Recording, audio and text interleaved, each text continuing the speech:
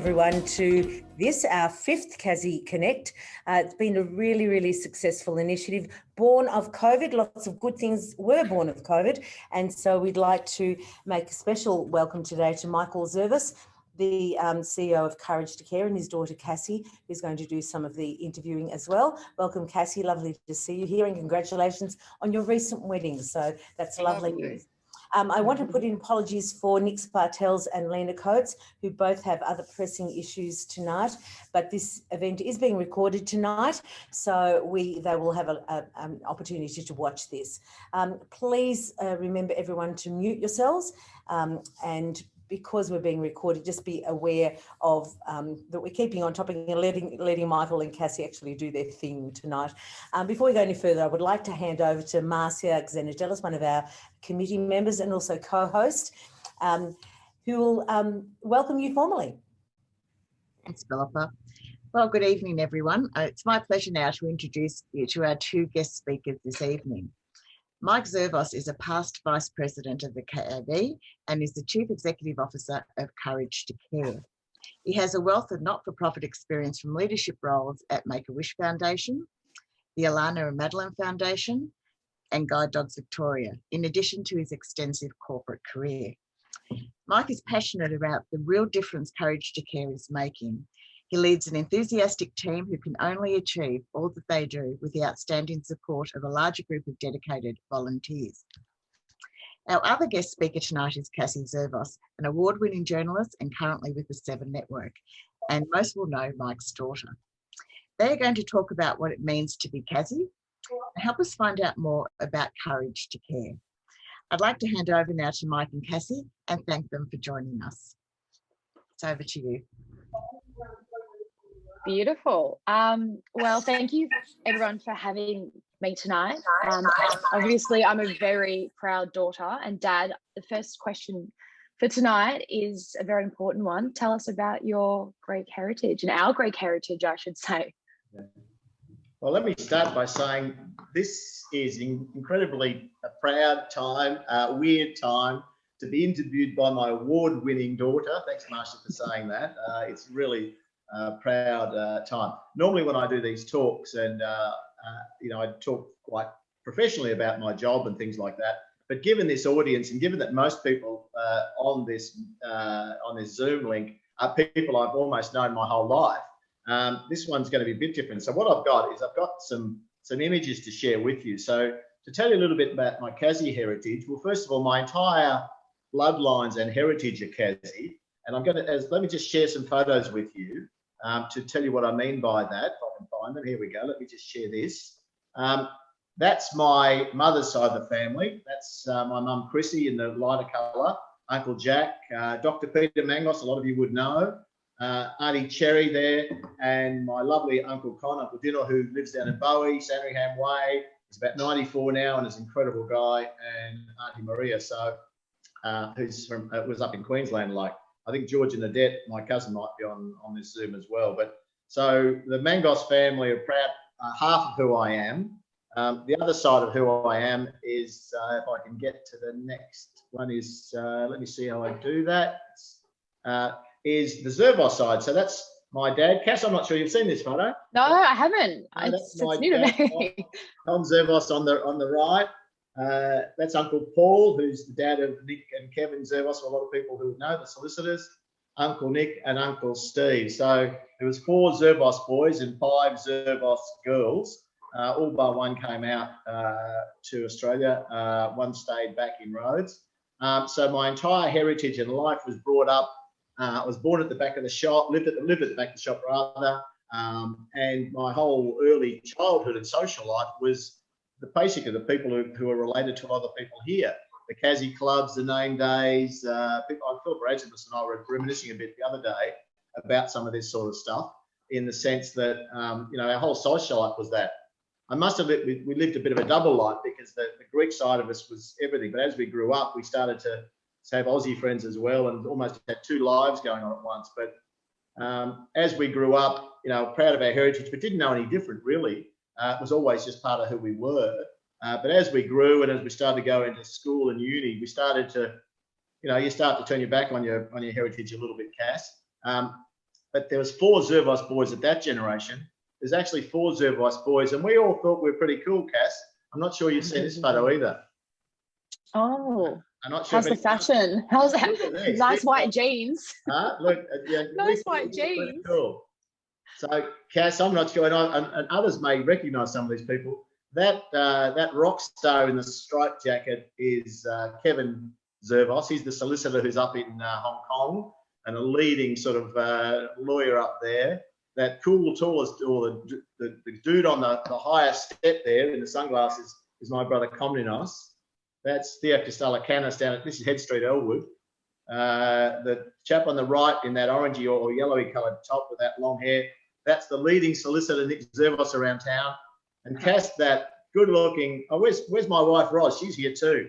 I'm not sure you've seen this one, Cass, but that's what I look like. And we all thought we were pretty cool. We thought we were pretty, we were, and I must admit in those days, all the others were heavily involved in the Greek clubs, the uni students and things like that.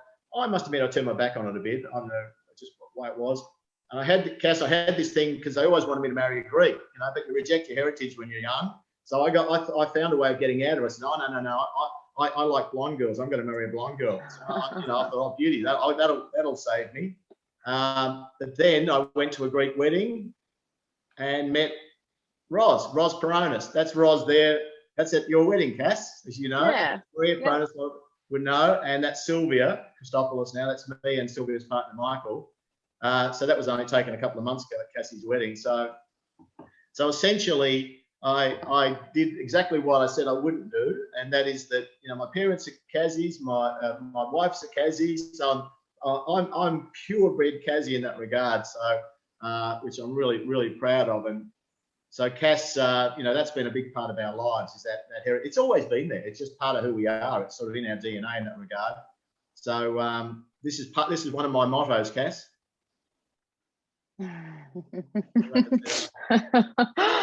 It's true. It's true. So if you're in love with a Greek girl, raise your glass. If you aren't, raise your standards. So I can get away with that because I married a Greek girl. And so can your husband, Paul, now, Cass. Yes. So it's always been part of who we are, and it always will be. Although we're born in Australia, we're Aussies. We talked before. I can make myself understood in Greek, but I can't read and write it. But it's still part of who I am as a human being. And for the other more sort of people who are ahead of me generation-wise, I think this is probably what I'm going to be like in the future. I won't explain what like means to anyone else. Yeah, what does that mean? I know that word. Others to describe that. This will be on the recording, but that's probably what I'm going to be like in about 20 years' time and stuff like that. So, look, I've always been a Kazzie. What does it mean? It just means it's part of who I am. I think one thing that's pretty amazing is that I didn't realise that we've always known who we are, who our people are, who our connectedness are. And some of the people here, I feel they're not related to me, but I feel very familiar with them because I've known them, the Spartel's family, Philippa, all the some other surnames here, the people we've known all their lives.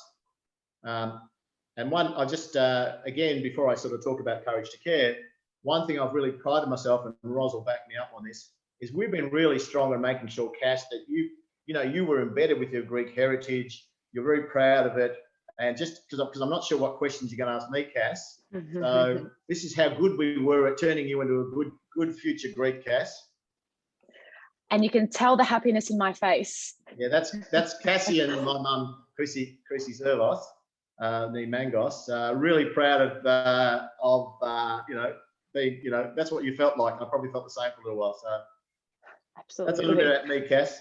There you go. I love it, and I love seeing those photos too. A few of them I haven't seen before, particularly the boy band photo of the retro blue shirt and the white jeans. It's very cute. Well, afterwards we can talk about who's seen them and who recognise all the people in them. So yes, I see Mickey and Diane smiling away there. So you know some of those. I'll make some memories for you. Well, fast forward to your working life. Why, Dad, did you choose to get into charity work and non-for-profits? What made you sort of go down that direction? Sure. Thanks, Cass.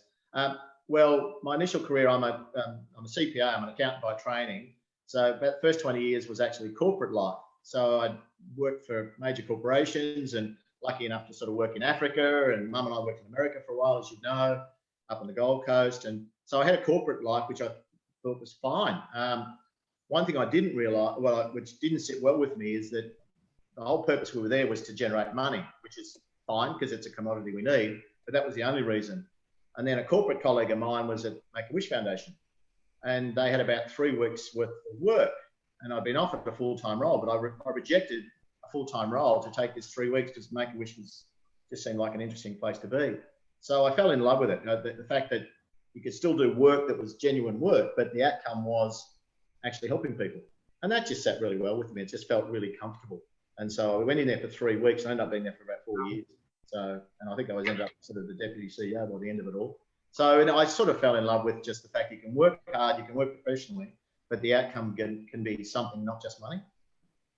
And from there, where did you go? So you started at Make-A-Wish? Yeah, 4 years at Make-A-Wish. And then I was approached to join the Alana and Madeline Foundation. And they're about keeping children safe from violence. If people remember the Port Arthur tragedy, Walter Micak lost his wife and 2 daughters of that. And they were about keeping children safe from violence. And I guess as a young dad, and it just felt right. And the people there were really, really good people. They really wanted to make some difference. And they got into the space of preventing anti-bullying and the like, cyber safety, eSmart and things like that. So it felt good to be able to, again, work professionally, but go in that area. So I was there for nearly 11 years, actually. It was a big, I had about 50 people on the staff by the time we finished. So it's a big organisation. It's like a business, but it's in the business of keeping children safe from violence. And then I spent some time out at Kew at Guide Dogs Victoria, and that's a huge organisation. And I enjoyed the time, but it really wasn't me because I like smaller ones we can roll your sleeves up. And about 3 years ago, and Les Korsman's on this Zoom, and Les was part of the process of selecting me to be the inaugural CEO of Courage to Care, which has been a blessing for me because it's a beautiful organisation. And we're about educating on the dangers of racism and discrimination, which we'll talk about in a minute. But I just love the fact that you can go to work every day, do what you should do for your job, and that's be responsible and the like. But the outcome is sort of, some difference in the community. And so that sits really well with me as a person and my values. And frankly, by me being around people, I was around parents, Cass, at Make-A-Wish that were there because their children had a life-threatening illness. And then I'd come home to my family and I'm thinking, well, how blessed are we? So, why would I ever sweat the small stuff and things like that? So I'd see the courage and strength in people like that. And I've seen it right through, whether it's, people who are like Walter Micak, the courage and strength he's shown, people, who are blind, I dealt with, and I had about 17 staff who were visually impaired when I was at Guide Dogs. And now I'm lucky enough to be around people who, who have survived the Holocaust, and the strength and character and courage they show. It's just inspiring. So I'm just really lucky, Cass. And for those who don't know what Courage to Care is all about, tell us. So you've been there now for how many? Over 2 years? 3 years? 3 years. At the same time you joined 7, Cass. Oh, wow. We got the same anniversary. That's right. Yeah, 3 years. Yep. So for those who don't know much about Courage to Care, can you tell us a bit about it? Sure. Well, if our Zoom master is around, I've got a little video. So rather than just hear me sort of talk, Caroline, here we go. Hi, my name's Jacob and I'm a Courage to Care volunteer. I'm Lani and I'm a Courage to Care volunteer. My name is Sarah and I am a Holocaust survivor. I was 13 when the war started. From the age of 16, I was on my own, on the run, working in Germany as a Polish Christian girl. I was twice caught by the Gestapo. I spent the months in jail in Germany, then sent to the extermination camp Majdanek. On the way in Leipzig, I managed to escape. Only one person saved my life by letting me stay at her place overnight. Ordinary people helped thousands of human beings to survive, and they were real heroes just by being upstanders. Courage to Care is a not-for-profit, and we are a travelling education program that transforms bystander behaviour. We do this by using the Holocaust and other genocides as examples of racism, discrimination, prejudice and bullying. What Courage to Care wants to do is empower everybody to actually take positive action, to be an upstander, not a bystander. As a Courage to Care volunteer, I inspire others to make a positive difference through education and allow them to inspire others in the community to do the same thing. At a time where hate speech is rife, Courage to Care inspires others to stand up for what they believe is right and stand up for those that are marginalised. By visiting schools across Victoria and spreading the message to a younger generation, we're giving the opportunity for young individuals to break down barriers. Anyone can be a Courage to Care volunteer, no matter the race, religion, age or type of person you are, as long as you can stand up for what you think is right. Volunteering for Courage to Care is really good for the soul. It makes you feel so good to be able to educate the younger generation about the world around us. Help change lives and help empower Australians to be upstanders, not bystanders. Become a Courage to Care volunteer like me today. Become a Courage to Care volunteer like me today. Please become Courage to Care volunteer like me to enable us to continue our work by making people aware what ignorance can bring. We are all human beings belonging to one human race.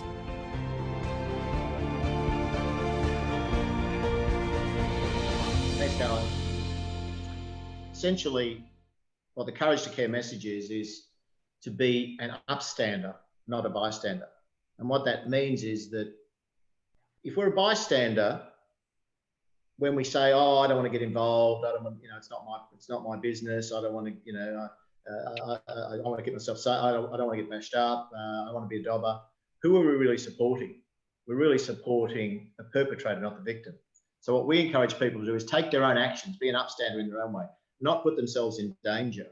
And the reason we talk about the Holocaust so much is that's just the world's most extreme example of a lot of good people standing by and doing nothing.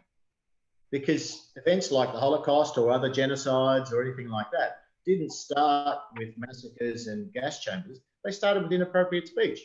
So if we all say, hang on a second, let's nip it in the bud, then we educate students primarily, and now we're doing adults as well, around the country to say, well, hang on a second, we need to stand up and say something. We need to take action. And so it's a very simple but a powerful message of being that word upstander, not a bystander. And that can impact on all of us. I mean, people around this in our day, and not so much, I didn't look so different, but there'd be people here who would have been called wogs when they were kids and would have fights and all that sort of stuff and stood by and watched all that happen. But when you stop and think about the victim, what do we do? How did that victim feel? So it's really encouraging all of us to sort of stop and think about our own actions and behaviours. So when I saw that and heard that, I just thought that was such a strong message. And sadly, every time I watch your news, Cass, I just see more incidents of where we all need to stand up and take action. So, and practically what we do, and we go into schools primarily, and now we've done it. And Les Korsman, as I mentioned, is on this Zoom, is one of the key volunteers with the organisation. He instigated us going into the Victoria Police and doing education with Victoria Police. So we're doing some things with adults, but primarily going to schools and teaching the students this message all over Victoria. We're supposed to go up to Mildura Sunday week ago, but COVID put that postponed until October. We go all over the state and all school systems, and we educate on all kinds of teaching out of history and the like. So it's a simple message, but it's a powerful one, and it does take courage to care. I mean, sometimes to take action, it does take courage.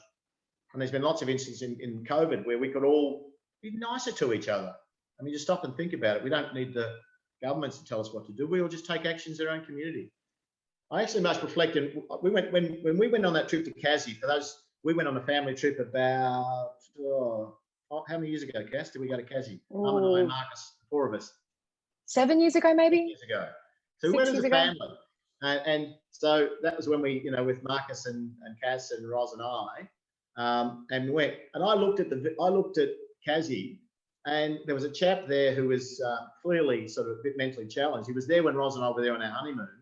But I watched the community of Kazzie look after him. And I saw a community looking after each other.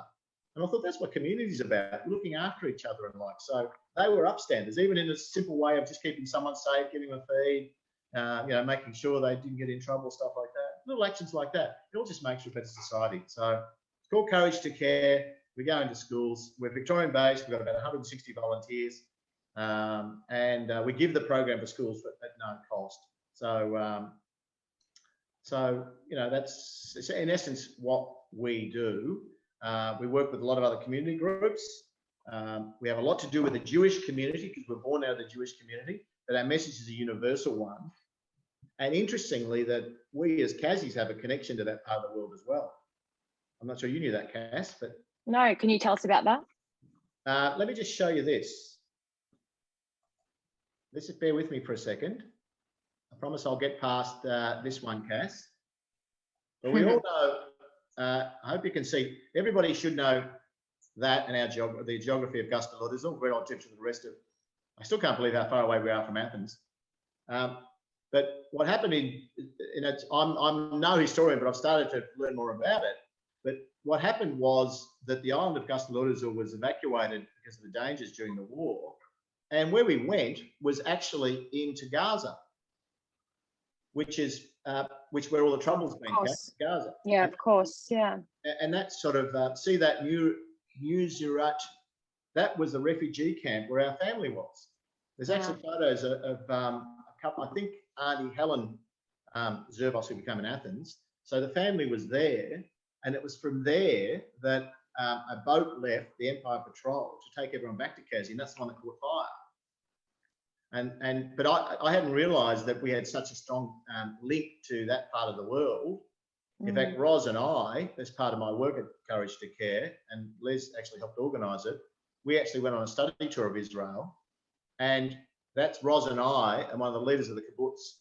That's just on the other side, and in fact, that's the border of Gaza. That's looking into Gaza. So we were there January a year ago, and that's exactly where all the trouble's been recently. So we the Kassies have a connection to that part of the world as well. So I found that really quite interesting.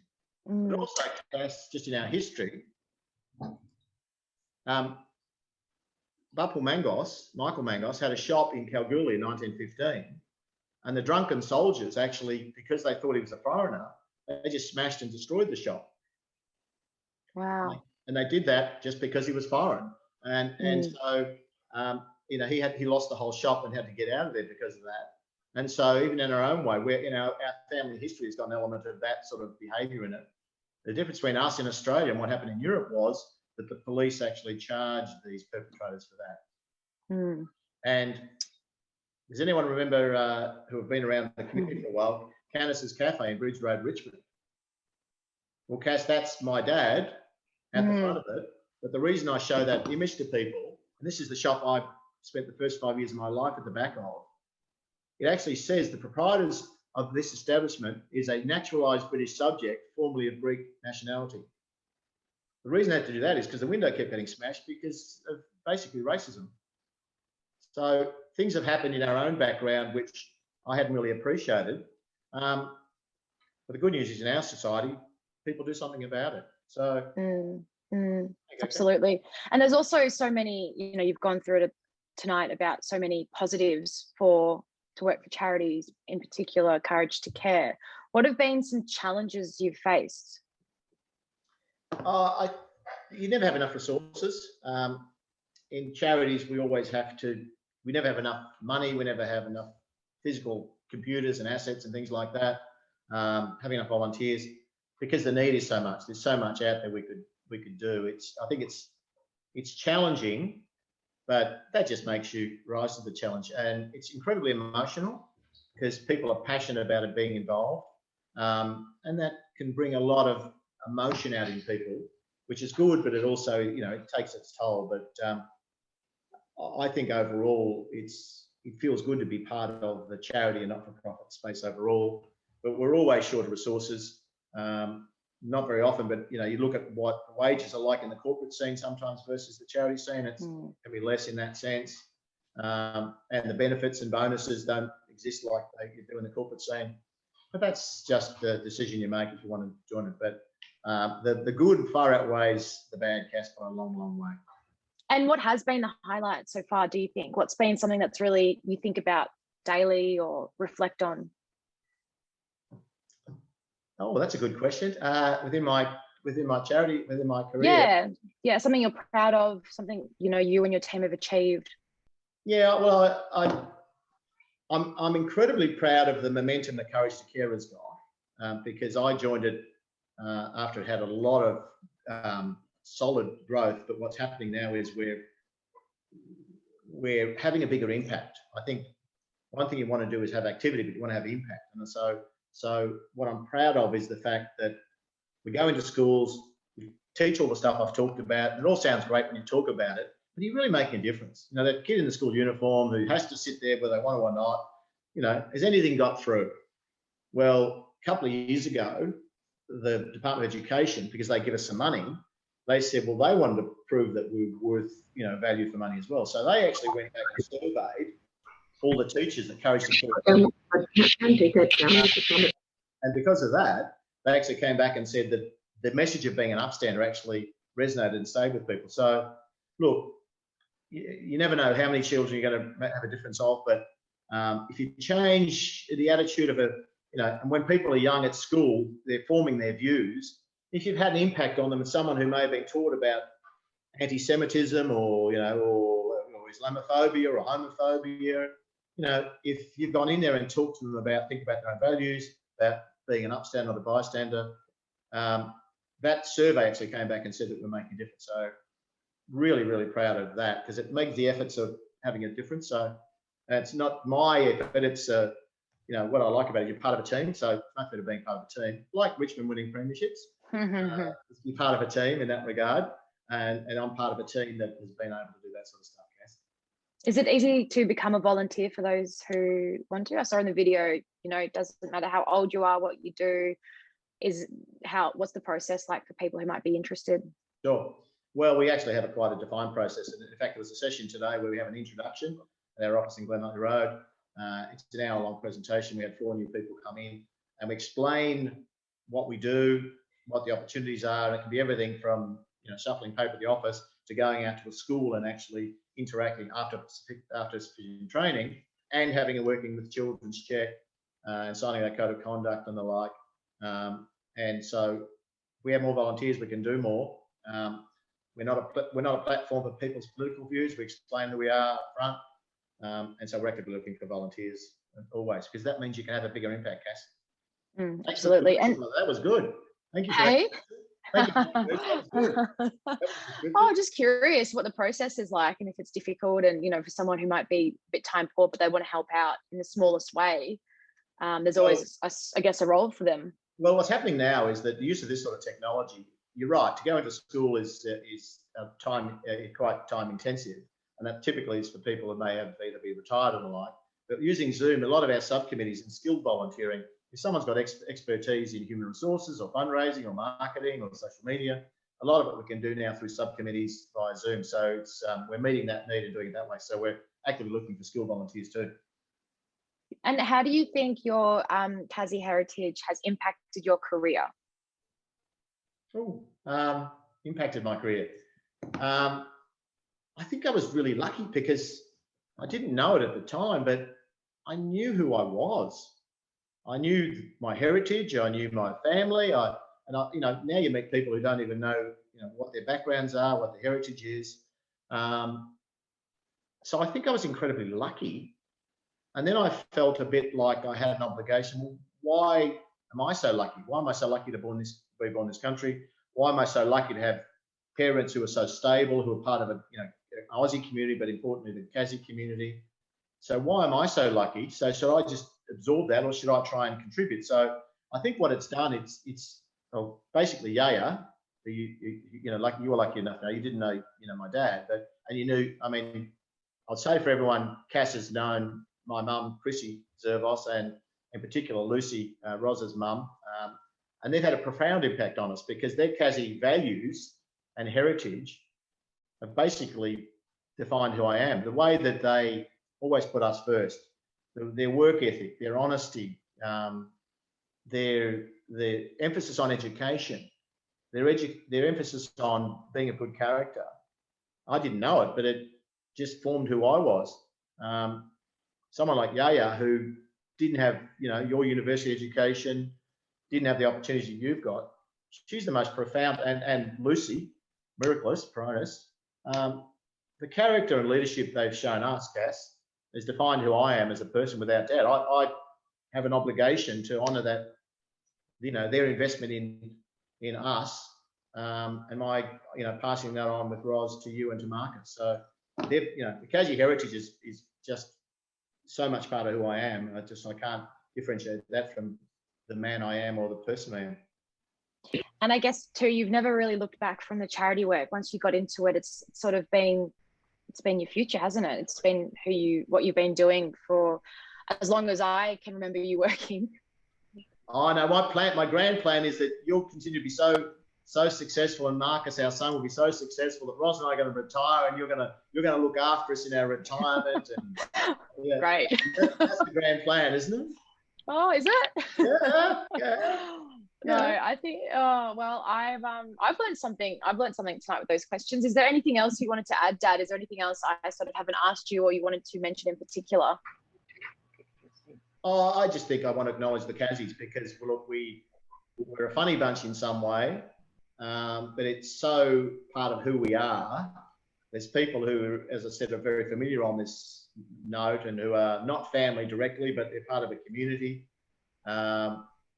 You must admit, I jokingly, but because I spend a lot of time with the Jewish community, I jokingly say I fully appreciate and understand the importance in that community of family, of food.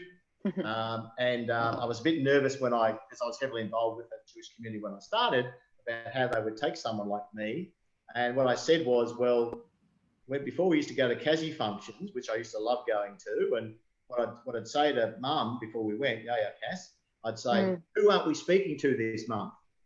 And that was just that because we always love each other, we always hate each other all at the same time, but we're always still Kazzies together. So I love it. All my colleagues in the community seem to resonate with that as well. I can see a few people laughing here too. So. We didn't really, you were talking about the Greek functions and the dances. We didn't ever have those, did we? Because I guess too, the Greeks stuck together, didn't they? You know, when you were our age. Yeah. Well, which is a sort of another aspect of it. Yeah, well, I have memories of when my dad came out from Greece, that's all he had was that Greek connection and this thing called Valesky. And, that was all he had. His whole social network was that. And then as we moved out of Richmond to Kew and, we were born in Australia, Mum was born in Australia, Mum's parents were born in Australia. You start to anglicise and you start to water that down a bit. So there wasn't the same, in your life, there wasn't that same social need for you to have that. Where we've tried to position is that so you'll be proud of your heritage. My middle name is Constantine because I'm named after my dad. But our son Marcus is Marcus Constantine to honour that. So, we want you to be proud of your heritage. I mean, you're Aussie, you're second, third generation Aussie. So that, but, part of me doing this is my sinister plot to keep you connected with your heritage. There's always a sinister plot. Of course. No, that's right. So us parents are always working the angles, Cass, to keep you engaged. Hey, as soon as those borders open, first plane to Kazzie. There we go. Music to my ears. Yeah, absolutely. Thanks, love. Thank you. Well, thank you very much, Mike and Cassie. That was a great conversation. It was lovely too how you were able to weave the story of the Kazzies coming to Australia and what they had to deal with and the work that you're doing today. And it just goes to show how much work still needs to be done and how important it is for Courage to Care to continue that work. So we'd like to open up now for questions. So any questions, conversation that you'd like to have with Mike or with Cassie, please feel free to start and to ask. So do we have any questions from people attending today?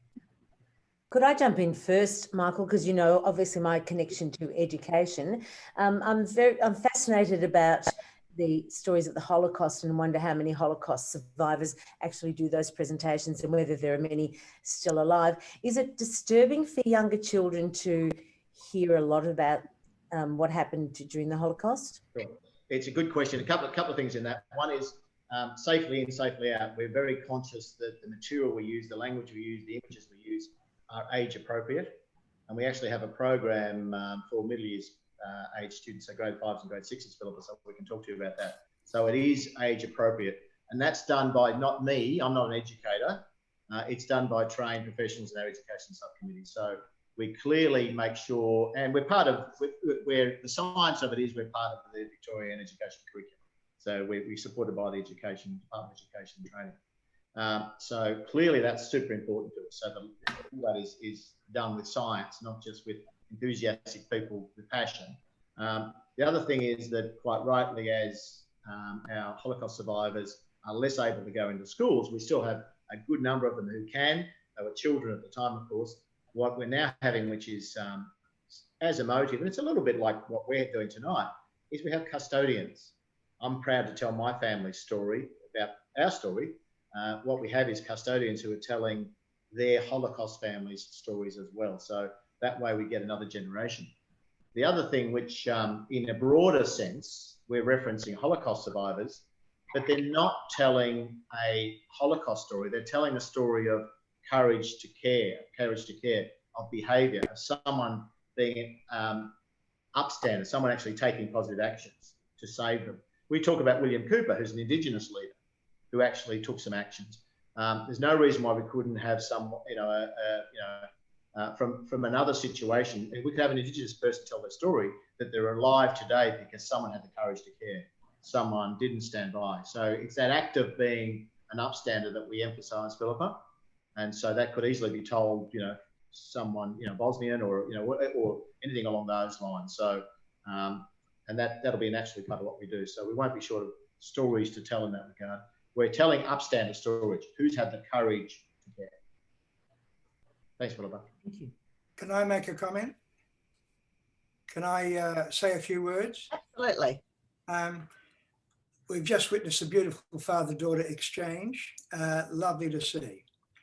Cassie, I feel as though we know you so well. We've met a couple of times, but I feel as though I know you so well. You're in our house, in our room, just about every night when we watch the Channel 7 News. And we hear the word Cassie, and Leah says, Cassie's on. And so we've seen you in Malakuta, and we've seen you, you've been part of our life with the Channel 7 News.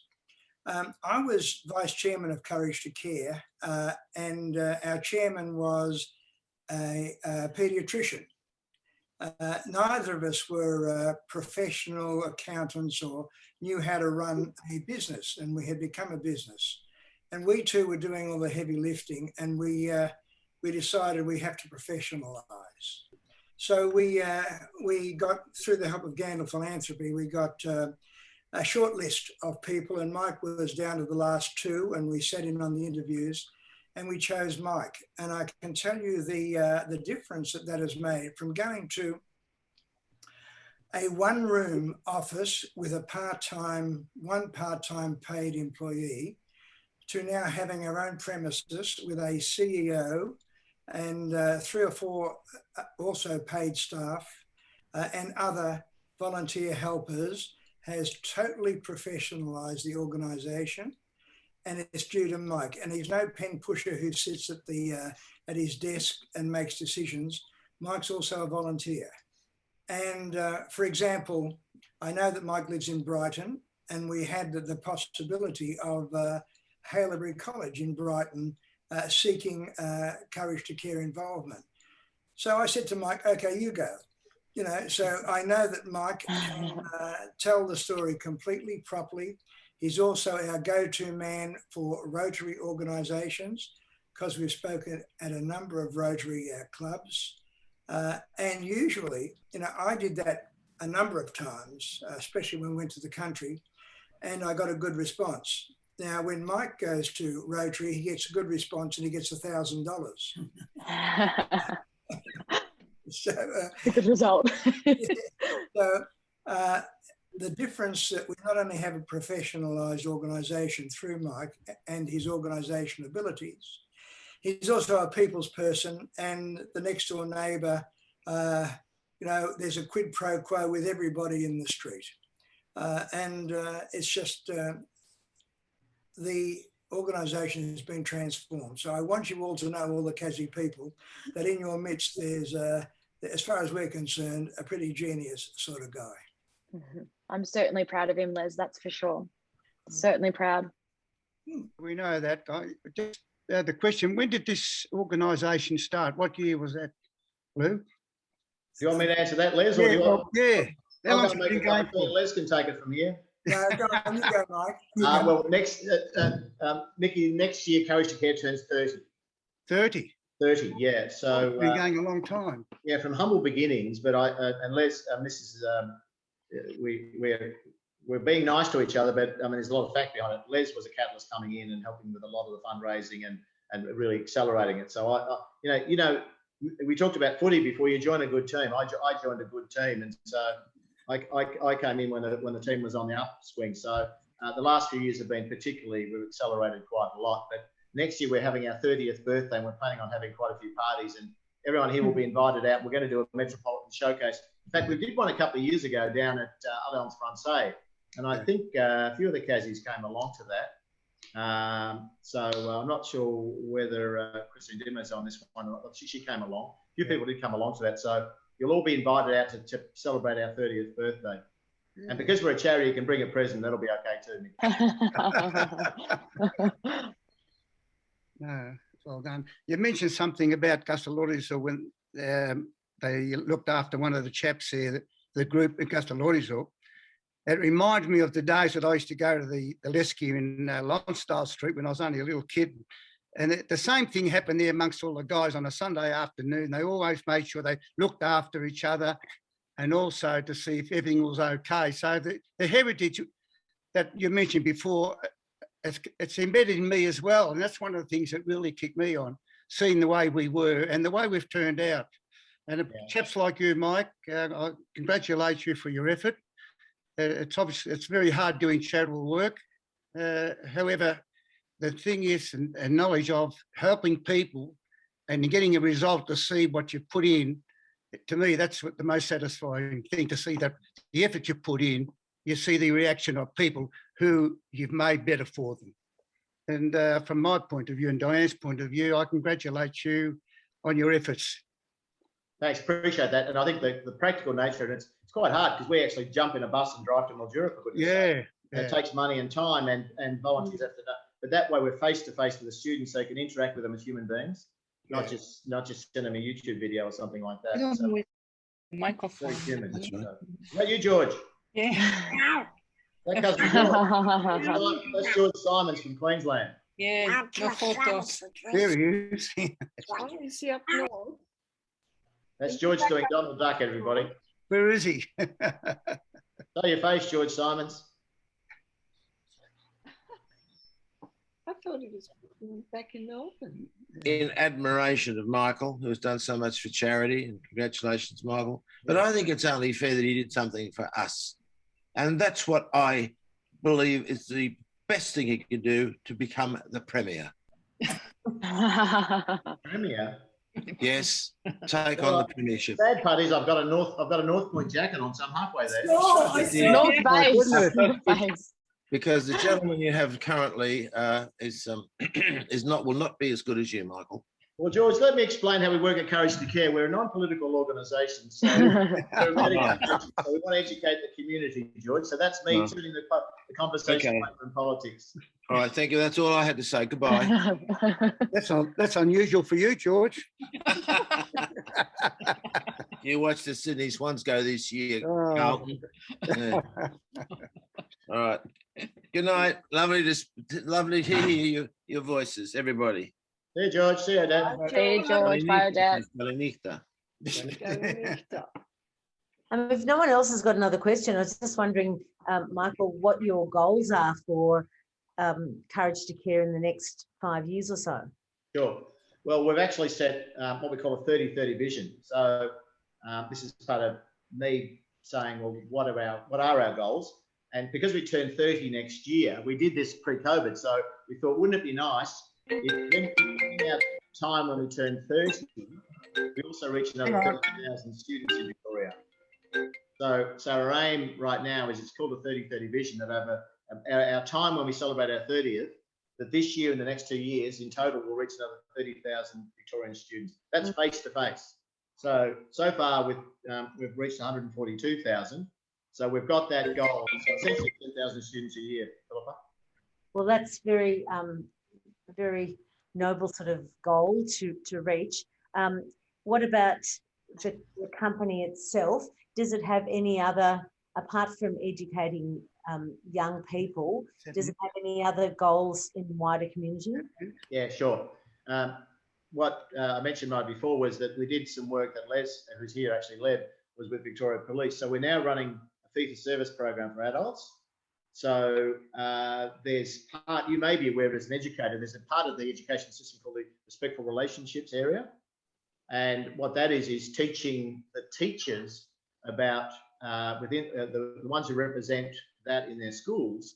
So they actually go to professional learning the department puts on. So Courage to Care ran 6 sessions, about over 200 teachers in the Bayside and Peninsula area. And we, when they have a day when they do professional learning, so we ran our workshops for all those teachers. We're doing it again later in the year in different parts of Victoria.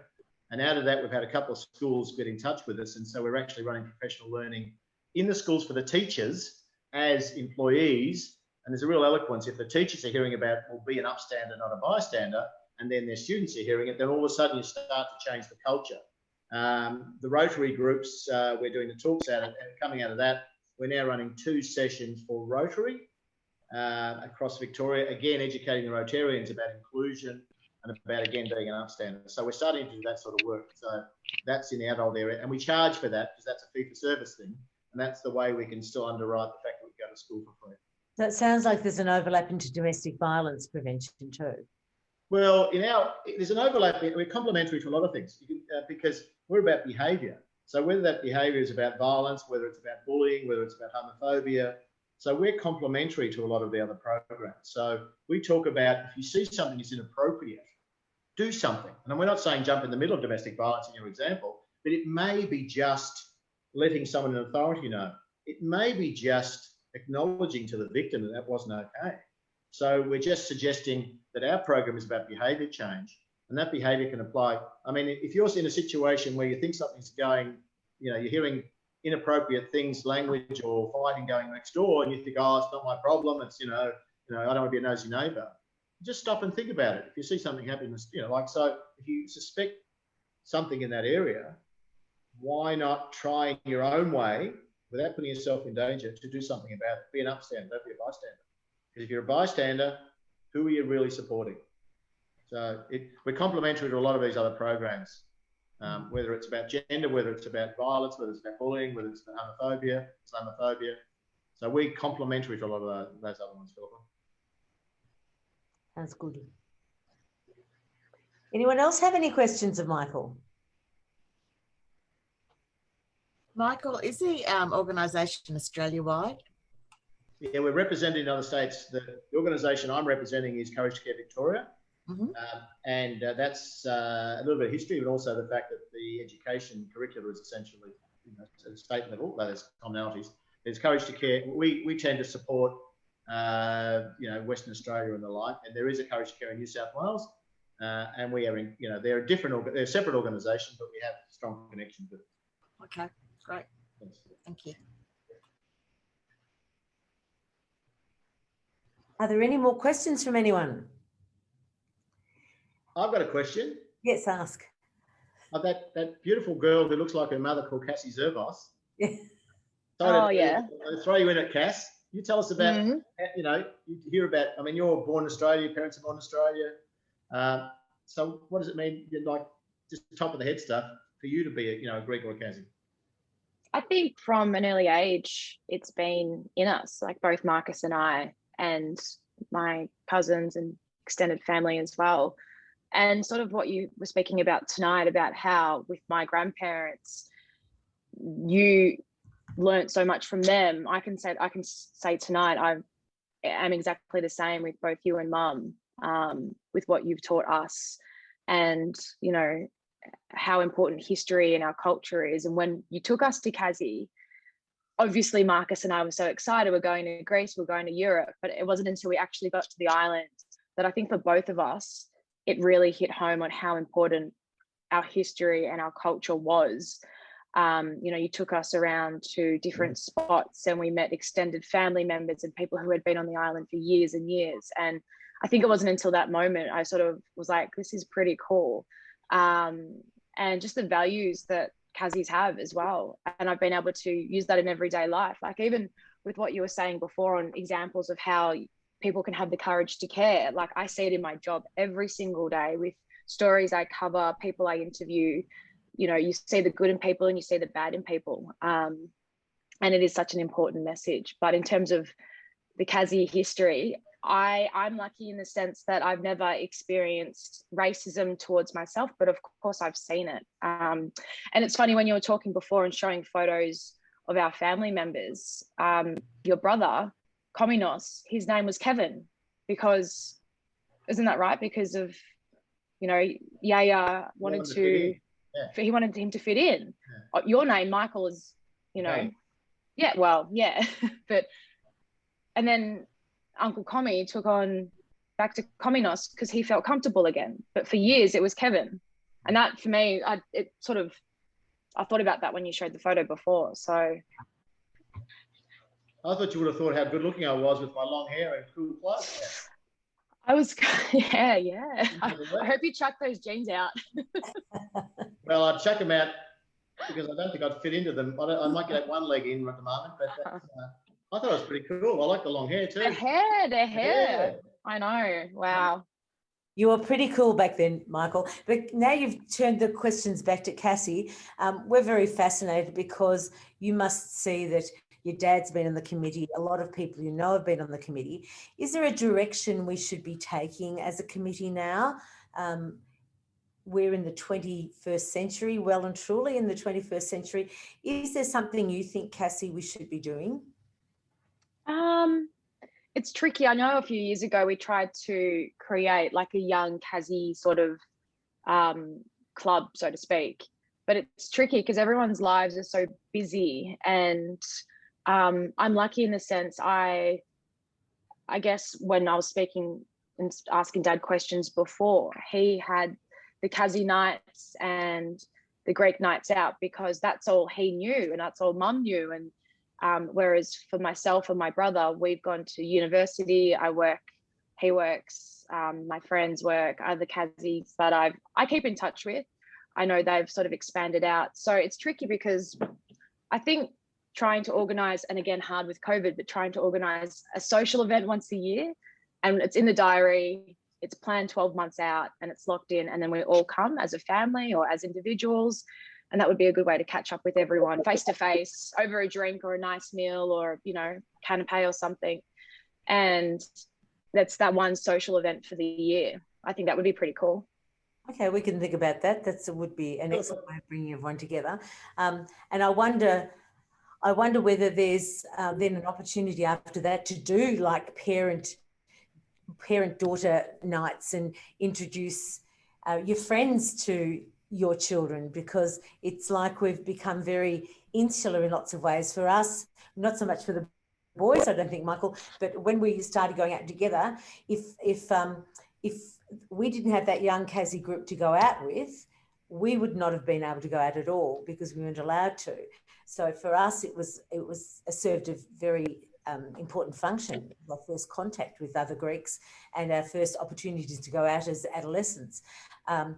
But I wonder whether we've become so insular now that we don't have the name days anymore. If there's something that can bring us all together to understand our connections. And as Alan Creswell said, there's only, I think, 4 degrees of separation from any of the Kazzie family, and yet we've become so isolated.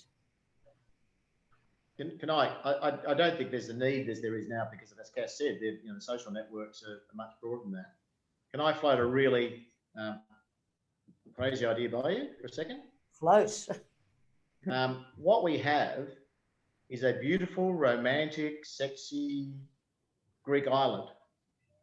And what we have is Cassie's age group who love a beautiful, sexy, romantic Greek island, as we all do.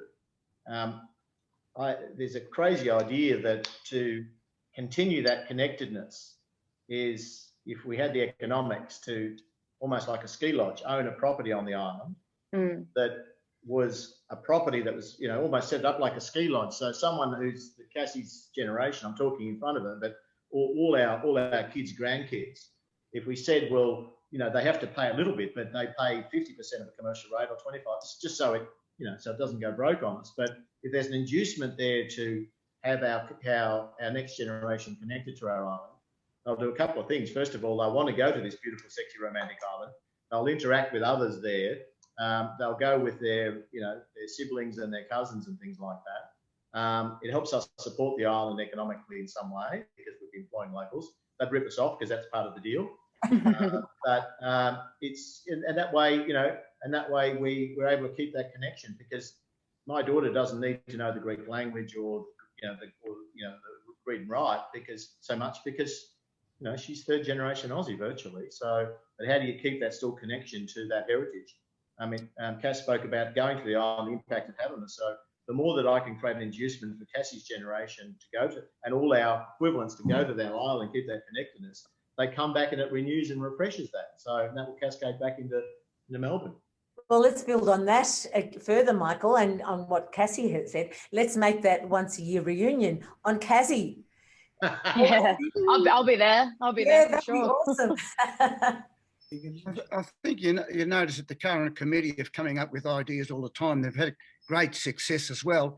And you've got to understand, we've nearly been going 100 years. So that's not a bad effort in itself. With all the ups and downs and the here, there and everywhere, we've only got 3 years to go and we've been 100 years. So what does that tell you? But you're right. It's always the committee has to come up with new initiatives to be able to get the young people to come. But I'm sure the way this committee is going, and there's something will happen. It's in a good financial position. It's they're bonded together. And I'm sure in the next couple of years something will happen. We've got this 100-year celebration coming up as well, which is something to look forward to. And Lou, Les, while you're there, I think we might get Michael to go over to our club and give him a bit of a pep talk. What do you think? He'd be good. I think he'd be very good. I think if you cut him, the Richmond blood would flow. That'll take some taking though. It's inbred. Now, I'd throw the game. You still owe us a couple of premierships you robbed us off. Oh, no. Oh, dear. Anyhow. No, it's good. Well done. That's how Tommy Gabriel quite well too.